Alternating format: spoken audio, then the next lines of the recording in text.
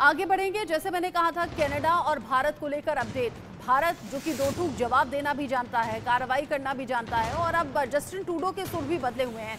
बड़ा अपडेट क्या है आप जान लीजिए। खालिस्तानी गैंगस्टर्स पर कड़ी कार्रवाई की तैयारी अब है। गैंगस्टर्स पर कार्रवाई के लिए एनआईए ने बाकायदा बैठक बुला ली है। एनआईए की बैठक में देश भर के जो एटीएस प्रमुख हैं वो मौजूद रहने वाले हैं। एनआईए ने 5-6 अक्टूबर को दिल्ली में बड़ी मीटिंग बुलाई है। 5 और 6 अक्टूबर को देश भर से अलग अलग हिस्सों से एटीएस प्रमुख पहुंचेंगे और एनआईए की बुलाई हुई मीटिंग में उनका इन्वॉल्वमेंट रहेगा, इनपुट रहेगा।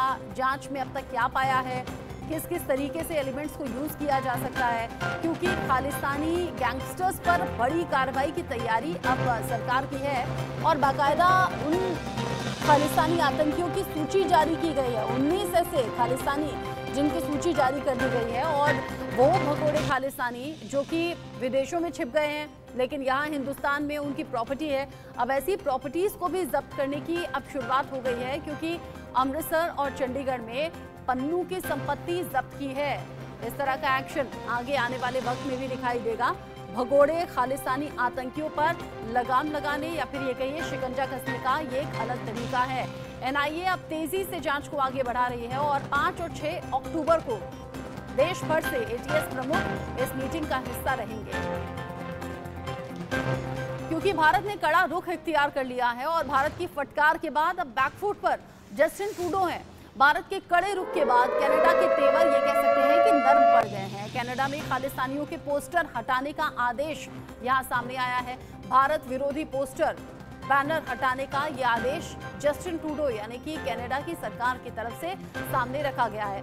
भारत विरोधी पोस्टर्स, भारत विरोधी गतिविधियां, इस तरह के बैनर्स को हटाया जाए, इस तरह की जितनी भी चीजें हैं उस पर लगाम लगाई जाए। भारत के कड़े रुख के बाद ही कनाडा के ये सुर बदले हैं, या फिर ये कहिए जस्टिन ट्रूडो थोड़े नर्म पड़ गए हैं। जस्टिन ट्रूडो जिनसे खालिस्तानी आतंकियों का जब जिक्र किया गया था तो उन्होंने अभिव्यक्ति की आज़ादी की बात कही थी।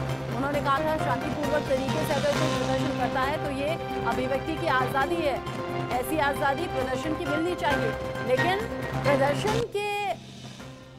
प्रदर्शन के बहाने अगर कोई भारत विरोधी गतिविधियां करता है तो फिर उस पर लगाम लगनी चाहिए, एक्शन होना चाहिए। और अब बदले सुर के साथ ही जस्टिन ट्रूडो ने ये आदेश दे दिए हैं कि जहां जहां इस तरह का इन्वॉल्वमेंट लोगों का पाया जाएगा, एक्शन होगा। साथ ही साथ जहां जहां भारत विरोधी पोस्टर्स लगाए गए हैं उन पोस्टर को हटाने के आदेश दे दिए गए हैं। अलग अलग जगह पोस्टर हैं, बैनर हैं जो भारत का विरोध करते हुए लगाए गए हैं। अमनप्रीत कौर ज्यादा अपडेट के साथ जुड़ गई हैं इस खबर पर हमारे साथ। अमनप्रीत, यहाँ चंडीगढ़ और अमृतसर में संपत्तियां जब्त क्या हुई, 19 खालिस्तानी आतंकियों की सूची क्या जारी हुई, भारत ने कड़ा रुख इख्तियार करते हुए टिट फॉर टैट क्या किया कि जस्टिन ट्रूडो के सुर बदल गए? जाहिर है जिस तरीके से भारत को, क्योंकि कहीं ना कहीं उनको ये लग रहा था कि शायद जो G20 की बाद जो चीजें देखने को मिली थी तो शायद उन्हें ये लगा कि शायद हम अगर इस तरीके के बयानबाजी करें, क्योंकि ट्रूडो जब भारत से वो कनाडा की तरफ जब वो गए थे, वापस गए थे, और जिस तरीके से उनका मीडिया ने भी काफी वहां पे जो विरोध किया था और बहुत सारी चीजें जो सामने निकल के आई थी, जिसके बाद ट्रूडो जब ये बयान देते हैं और लगातार सुर इस चीज का उठा है कि आखिर जो ट्रूडो ये बयान दे रहे हैं बिना फैक्ट्स के, वो भी 2 महीने बाद, जबकि अगर ये मसला इतना इंपॉर्टेंट था, अगर इस तरीके की चीज थी तो पहले इस चीज को क्यों नहीं उठाया गया? अब जब इस चीज को बीते हुए तकरीबन 2 से 3 महीने हो चुके हैं, उसके बाद ट्रूडो को ये याद आ रहा है कि निज्जर की जो की गई थी, भारत का तो जो उसमें हाथ था, तो कहीं ना कहीं जो चीजें थी वो इस पे सवालिया निशान जो ट्रूडो के बयान पे खड़े होने लग गए थे, और कहीं ना कहीं वो चीजों में सामने आने लगे थे कि आखिर ट्रूडो इस तरीके का बयान कैसे दे सकते हैं, वो भी और बिना किसी फैक्ट्स के। हालांकि अगर बहुत सारे हम मीडिया की, चाहे विदेशी मीडिया की बात की जाए, चाहे इंडियन मीडिया की बात की जाए, तो लगातार यही सवाल खड़े हो रहे थे कि आखिर ट्रूडो किस बयान के बाद किस तरीके से जो भारत है, लेकिन जो भारत ने एक अपनी छवि दिखाई, भारत जो लगातार जो आगे बढ़ रहा है, और G20 ने तो इस चीज को पेश कर दिया कि भारत एक शक्तिशाली और बहुत शक्तिशाली देश है, और जिस तरीके से यहाँ पे लोग गेस्ट आए, जिस तरीके से उनका वेलकम हुआ, चीजें हुई, उसको बाद ट्रूडो को भी ये चीज समझ आने लगी थी कि भारत का कड़ा रुख है खालिस्तान को लेके, किसी भी तरीके से अब भारत जो है वो पीछे नहीं हटेगा, इसके खिलाफ सख्त कार्रवाई की जाएगी। और जिसके बाद जो कनाडा में जो एक रुख जो चल रहा था, तो कहीं ना कहीं जो एक सख्ती भारत ने की है वो वहां पर भी दिखने लगी। ट्रूडो को ये बात भी समझ आने लग गई थी कि अब अगर हम भारत के साथ इस तरीके की चीजें करेंगे तो उससे कई, क्योंकि बहुत सारे जो इंडियंस है, खासतौर से जो पंजाबी हैं, वो कनाडा में बैठे हुए हैं और बहुत सक्सेसफुल है वहां पे और भारत के जो लोग हैं, चाहे अगर पंजाबियों की बात की जाए तो उनको सिर्फ इस चीज के लिए जाना जाता है क्योंकि वो बहुत मेहनत कश लोग होते हैं और वो किसी भी चीज में अपना जो नाम है हमेशा ऊपर करते हैं। और उन्होंने कनाडा में ऐसी ऐसी जगहों के ऊपर अपना नाम जो परचम ले रहा है और जो शायद वहां के लोगों का भी नहीं है। तो कहा जा सकता है कि ट्रूडो ने जो अपना बयान दिया था कहीं ना कहीं वो इस चीज को समझ पाए। भारत जो जिस तरीके से जो एक्शन लिया, पन्नू के खिलाफ एक्शन हुआ, लगातार जो सूची जारी की गई, अब उसके बारे में भी लगातार जो एनआईए जो जांच करी, क्योंकि एनआईए एक ऐसी एजेंसी है जो किसी के ऊपर भी अगर कोई भी वो कार्रवाई करती है तो बिना फैक्ट्स के, बिना उसकी वो कभी कार्रवाई नहीं करती है। और ये मोहाली के स्पेशल कोर्ट से, एनआईए की स्पेशल कोर्ट है मोहाली में, जहां से ये ऑर्डर किए गए थे। तो इस कड़े रुख के बाद कहीं ना कहीं ट्रूडो को ये बात समझ आ गई कि जो अगर खालिस्तानी के खिलाफ चीजें होंगी तो जाहिर है कि कहीं ना कहीं, लेकिन सुर रह रहकर बदलते हैं। कभी सख्ती नजर आती है, कभी नरमी नजर आती है। एक तो G20 का जो सफलतापूर्वक इवेंट हुआ है हिंदुस्तान में, विदेशी मेहमानों का जमावड़ा रहा, ये भी जस्टिन ट्रूडो ने, कनाडा ने देखा है। जस्टिन ट्रूडो जब यहाँ से वापस जा रहे थे उन्हें घंटों इंतजार करना पड़ा, 2 दिन एक्स्ट्रा रुकना पड़ा, उनका विमान खराब हो गया, उससे बड़ी किरकिरी उनकी वैश्विक स्तर पर हुई। कनाडा की मीडिया ने उन्हें अलग तरीके से निशाने पर ले लिया। ये चारों तरफ की फजीयत देखते हुए क्या इस तरह का बार बार रुख चेंज कर रहे हैं क्या ट्रूडो? क्योंकि कहा यह जा रहा है कि खालिस्तानी आतंकियों को भी नाराज नहीं करना चाहते, क्योंकि वहां पर बड़े तादाद में सिख समुदाय है, उसे नाराज नहीं करना चाहते। लेकिन इधर जब वैश्विक स्तर पर प्रेशर पड़ता है तो फिर उनके सुर बदलते हैं। देखिए, अगर ट्रूडो की बात की जाए तो कहीं ना कहीं कनाडा में जब उनकी सरकार बनी थी तो उसमें बहुत बड़ा हाथ जो था इन्हीं खालिस्तानियों का भी जरूर रहा है।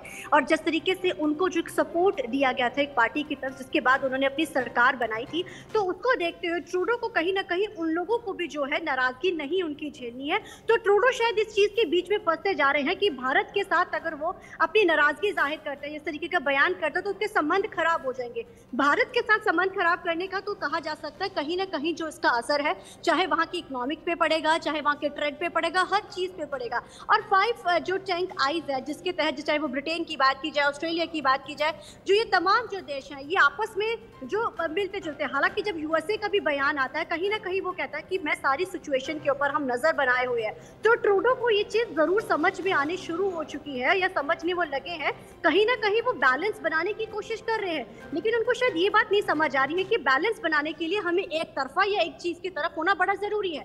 भारत ने अपना स्टैंड बिल्कुल क्लियर कर दिया और जो एनआई की तरफ से जो कल जो कार्रवाई की, जो बीते शनिवार को कार्रवाई की, जिसके बाद ये स्टैंड बिल्कुल क्लियर हो गया है कि भारत अब किसी भी खालिस्तानी को बख्शेगा नहीं। जो प्रोपेगेंडा वो विदेशों में बैठ के भारत के लिए चलाते हैं, वो उस प्रोपेगेंडा को बिल्कुल नहीं चलने देगा भारत। अब इसके खिलाफ बिल्कुल सख्त है। जो भारत ने अपनी सख्ती दिखाई है खालिस्तानियों के खिलाफ, और ये कुछ ही चुनिंदा ऐसे लोग हैं खालिस्तानी। हालांकि अगर कुछ अब इंटेलेक्चुअल्स या सोशल एक्टिविस्ट की बात की जाए तो वो साफ तौर पे ये चीज अक्सर कहते नजर आते हैं कि कुछ ही लोग हैं जो ये प्रोपेगेंडा चलाते हैं। क्योंकि देखिए, चाहे विदेश कनाडा में बैठे, चाहे भारतीय है, चाहे इंडिया में, इंडिया तो चलो भारतीय, लेकिन कनाडा के लोग वहां पे कमाने गए हैं, अपना नाम बनाने गए हैं और अपना घर बार चलाने। तो जाहिर है कोई भी इस तरीके के प्रोपेगेंडा में कोई भी नहीं घुसता। ये कुछ चुनिंदा ऐसे लोग होते हैं जो इस तरीके के सिचुएशंस क्रिएट करते हैं। और जिस तरीके का बयान ट्रूडो जो देते हैं उसके बाद ये चीजें बहुत उठती। तो कहीं ना कहीं ट्रूडो को ये लग रहा था कि शायद भारत जो शायद इस चीज को लेके एक बैकफुट होएगा, लेकिन भारत ने भी अपना स्टैंड क्लियर कर दिया। वो किसी भी खालिस्तानी को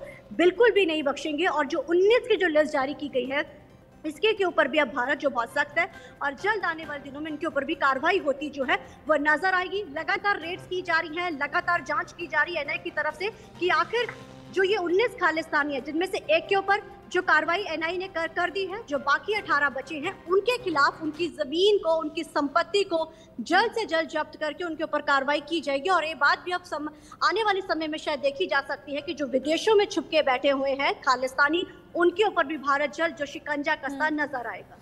बिल्कुल, जैसे कनाडा में भारतीय राजनयिक को निष्कासित कर दिया गया, फिर टिट फॉर टैट करते हुए भारत ने उसी अंदाज में जवाब देते हुए कनाडा के राजनयिक को यहाँ से जाने के लिए अल्टीमेटम दे दिया। उसके बाद जस्टिन ट्रूडो के सुर जरूर बदले थे। कहा था उकसाने की कार्रवाई नहीं चाहता, मैं भारत को उकसाना नहीं चाहते थे, हम तो सिर्फ अपनी बात रख रहे थे। फिर वो नर्म पड़ते हैं, फिर वो पोस्टर्स बैनर्स भारत विरोधी हटाने की बात करते हैं। और अब अपडेट ये भी है कि भाई वो कह रहे हैं कि इस बात के सबूत हमारे पास है, हम तो सिर्फ भारत से सहयोग की बात कर रहे थे। ये जो अप्स डाउन्स हैं ये देखने को इसी तरीके से मिलेंगे क्या आने वाले वक्त में, या फिर जस्टिन ट्रूडो का स्टैंड स्टेबल रहता है? इस पर नजर आप रखिएगा। बहुत शुक्रिया अभी के लिए अमनप्रीत।